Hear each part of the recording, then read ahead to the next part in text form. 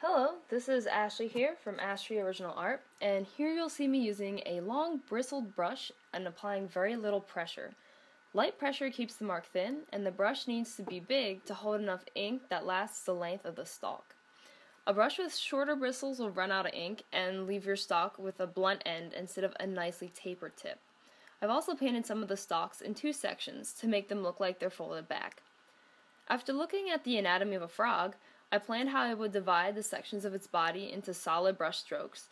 I can express the general forms of its legs and leave the viewer to see the white space as joints. The placement of the frog is between two clusters of leaves. This helps the composition since the leaves frame the subject in the picture. You can also see the color gradation in the underbelly of the frog, and to do this, I loaded my brush with the lighter color and then dipped the tip of the bristles in black ink. The frog's tongue breaks the cool color scheme of the painting, which so far has been dominated by blues and greens. I'm also adding a few simple fish in the background to give the scene more information and depth.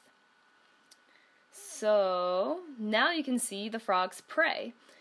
You'll see the tips of the dragonfly's wings, which are black, add contrast, and I try to do this when the wing is still wet so I can get a soft, diffuse edge between the blue and black parts of the wing. I'm now using dry brush technique to suggest the surface of water. I try to keep the strokes horizontal. Finally, I'm adding atmospheric dots by lightly dabbing the paper with the very tip of the brush. I add them in clusters to break up the blank space in the painting. When dry, they will add a subtle but important touch to the composition. And for the final touch, I'll add a stamp. So you can view more art on my Facebook page, which is linked in the description, and paintings are available for purchase on Etsy.